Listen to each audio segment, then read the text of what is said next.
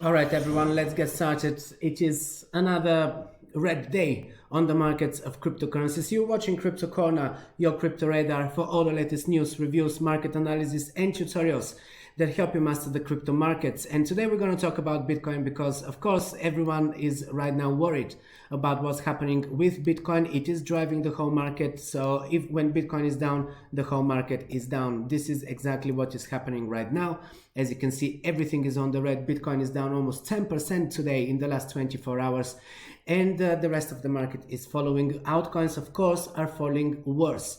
Ethereum 13%, BNB 12%, XRP also 13%, Solana 13%, Cardano 20% down, Terra 11%, Avalanche 18%, Dogecoin 17%, polkadot 17%, Shiba 20%. So it is a complete bloodbath, and of course this is because of the current political tensions between Ukraine and Russia, which escalated into pretty much a full-blown war right now. And of course, at these times, the stock markets, forex, everything is down, and with it, crypto market as well. It seems that this time, we have a prevailing sentiment towards gold as being the right store of value, especially at the times of war. And I personally don't quite understand it, because I think that with Bitcoin you still have the flexibility of liquidity, and gold is not liquid. So and liquid, I don't mean in the physical form of liquid, but you know what I mean.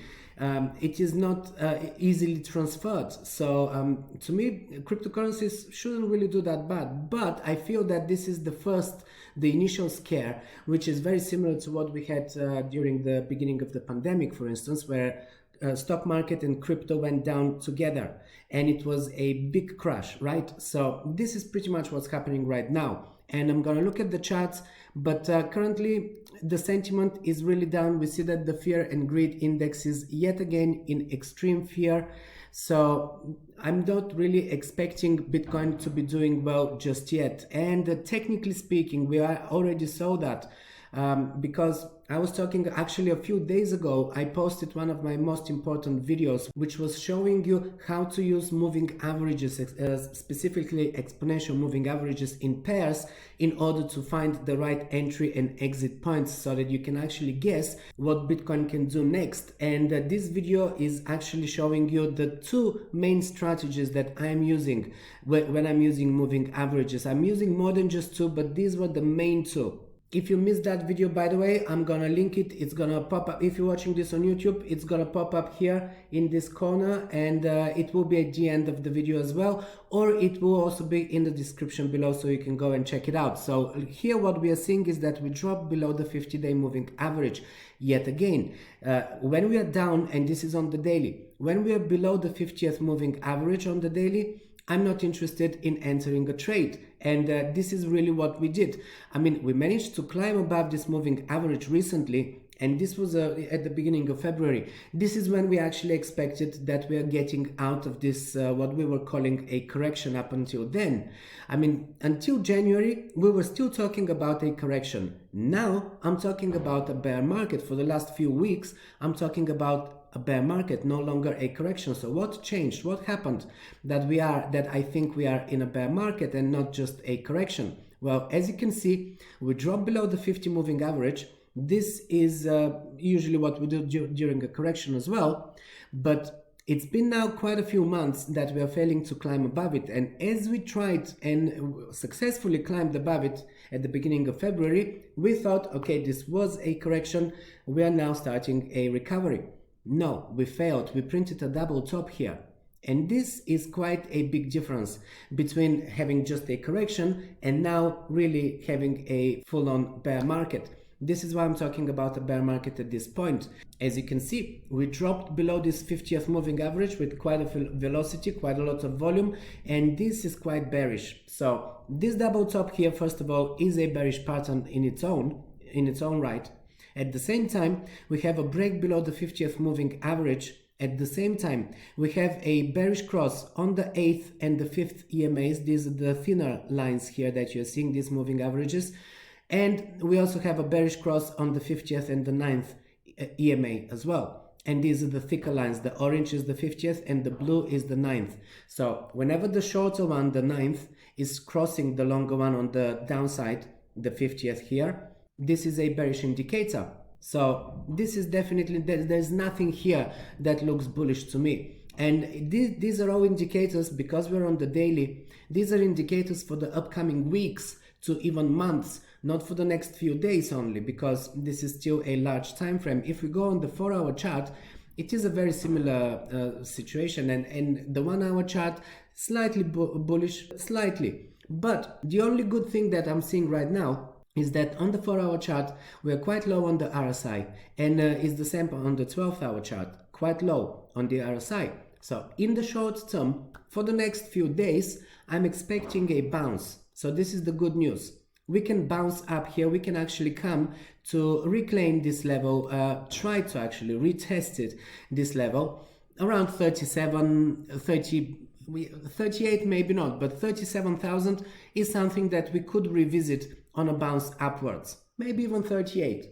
So this would be another chance for anyone who hasn't sold some of those coins that you're keeping. You might be looking into selling around these levels. Of course, not right now, because this is, we are, hitting a support. We are finding a bottom here, a short-term temporary bottom. So we are going to bounce upwards. On the bounce up, I still have some Bitcoin that I didn't sell. Yesterday I was going to be selling, and I was hoping for a slightly higher prices, and I set up some orders, and then today I found out that these orders didn't get hit. So I'm looking to sell some more Bitcoin, and this is what I'll be doing. I'll be waiting for another bounce, and then I'll be selling as we reach resistance, because at the moment we have a trend that is going downwards. And as you know, cliche saying, the trend is your friend. Well, this is really, as the trend is going down, I'm trading down, meaning that at every bounce on the up, I'm selling. And if we reach a bottom, if I want to do a swing trade, I might, scoop a little bit at the bottom and sell it as we get to resistance. But none of these purchases are going to be long term. Right now, if I'm going to be doing any buying, will be very short term, for a short term swing trade. And short term, I mean a few days or something like that. So as we get to the resistance, this is a good opportunity to sell some more, because for the moment we are going downwards, and until we break a resistance and we turn the trend, we are not going to get bullish. And right now, to actually break, the main thing we have to break for me is that 50th moving average. Because first we will challenge the 9th moving average, maybe we will break it. It's easy to break that one, and we could stay kind of around that moving average for a while and consolidate. It's really when we stay above it and we head over to the 50th and break the 50th, then I'm getting a confirmation that we are starting to get bullish, and that it's time for me to enter. So this is what I was explaining in the previous tutorial. If you didn't see that video, just go and watch it, because I was more detailed in there. Anyways, on the way down, what do we have right now? Well, we are really heading for that support level, and this here is at around 32,000, and 33,000 is actually 32,000 is the first support, and then of course we have the lower support at the 30,000, 29 even. This is a range, of course, so it is mid 30,000s to mid 29,000s. This is the lower support. This is the direction. Whether we will get there, we will see, because we're waiting to see if the bulls are going to step in, maybe at 33k. They're going to get greedy and they're going to step in and start buying. But for the moment, we are actually in the bears' hands. So really the bears are controlling the market, and the markets are not bullish either. This is the daily. The markets are far apart. They just crossed bearishly on the downside. So I'm expecting a few more weeks even of markets going down. They don't have to go all the way down though. I mean, it could be a week rather than a few, but definitely in the next few days I'm bearish, and this is why I'm exiting positions. Now, another thing that is very important is that we have this similarity between this bear market right now and the correction that we had last summer. Now, last summer, however, was just a correction, because as you can see, as we approached here the 50th moving average, for the first time we approached it. I mean, before that, we didn't really get that close. Here, as we got to that moving average, we actually broke it with quite a strength, with a lot of volume and strength. So breaking that moving average was really crucial for us to get into a recovery mode, and then we recovered very quickly.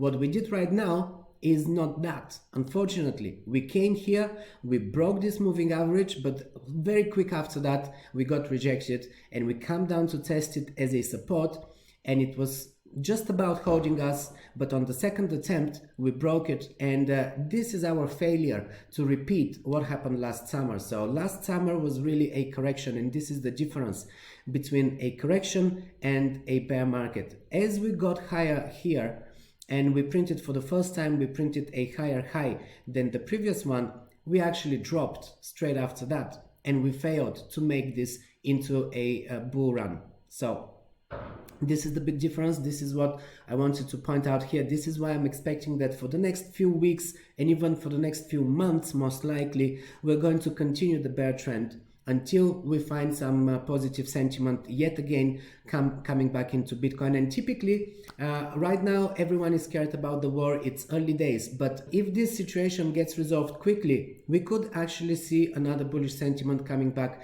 into the investments markets, stock markets, as well as crypto, of course. So we'll see how this will play out. If the war gets deeper and starts, getting prolonged into months, then at some point we're going to get over that in terms of market sentiment, and we're going to start focusing on other things.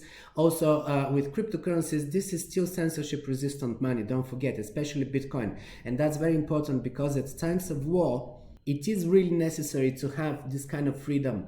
I just saw that someone posted on Twitter how their bank actually restricted them, froze their account because they were posting something on social media against the pandemic, misinformation as they call it.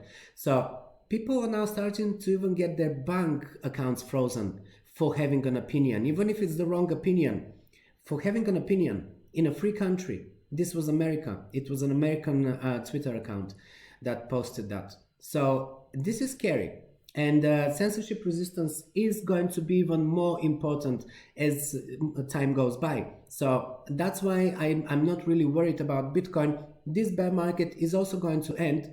I don't know how long it's going to last, but it's definitely going to end, and then we're going to see some really big profits. The key thing here is to be able to wait it out, to be able to survive this bear market. Now, another thing that I want to point out before I leave you is that right now, as we haven't really dropped yet to the 30K or below, we are able to make a higher low than the previous one, and we already have a higher high than the previous one. So if that is the case, we could actually just if we find the bottom here in this middle green level, then we're going to have a higher low than the previous one. And if we start a recovery, this recovery will also be quite with a lot of confidence, which will be a good recovery. We will then be at the risk of hitting another top here and making a triple top formation, which will be super bearish in the longer term, because I'm looking at the weekly. So we could actually fall into a very long bear market after this. So this here could also be just, we could be approaching the end of this bear market, is what I'm saying. Maybe another month or so, and then we could be out of this bear market. And then have another bull run, a good, decent bull run that will take us possibly to 60, 70, 80,000 even. And we're gonna revise after that, because we could print a triple top. This is something that someone pointed out, and I do see that happening. But this is quite far ahead in time. We don't really have to focus on that right now. Right now, what we're seeing here on the weekly is that we are below the 21 and the 34 weekly moving averages. This is another pair that I'm watching, and as you can see, this pair is also printing a bearish cross. So quite a few bearish crosses on the moving averages are all pointing towards further downwards price action in Bitcoin. This is what we can expect for the coming weeks. One of our sponsors is Frontier, a multi-chain wallet that supports more than 4,000 cryptocurrencies. You can not only store all your crypto assets, but also earn staking and DeFi rewards, use their lending services, earn up to 20% APR interest on various coins, and even NFTs, all in one place. Frontier app supports every major network, including Solana, Ethereum, Phantom, Cardano, BNB chain, and more. They give you real-time price alerts to minimize risks and maximize profit. Get notified on market price changes, whale buys or sells, or track the prices of NFTs to keep an eye on low prices or to find undervalued NFTs. compare staking returns in-app to ensure that you're always getting the highest APY on your tokens, and you can connect existing mobile wallets, meaning you don't have to leave MetaMask. You can use it with Frontier. On top of all of this, they offer easy-to-use fiat deposits and commission-free trading. What I think by far is the most important feature though, is that Frontier is a non-custodial wallet, meaning you're in full control of your assets as you and only you have the private keys to your accounts. You know, I'm only interested in self-custodial wallets, and this one ticks all the boxes, so it is a definite winner. To find out more, grab the link from the description below and download their app. It's on both Android and iPhone. Alright, well, this wraps up today's episode of Crypto Corner, everyone. Thanks for staying until the end. I hope this brings you value, and if it did, please share it with someone else who will benefit from watching this.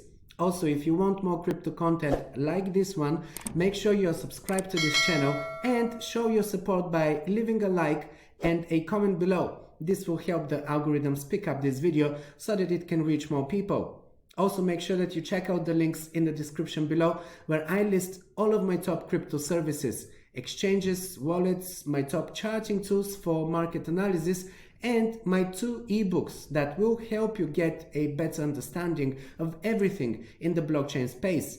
I also send out the Crypto Corner newsletter, where I share with you market insights every 2 weeks, in the beginning and in the middle of each month. So grab the link from the description below and join my mailing list. Trade carefully and stay profitable.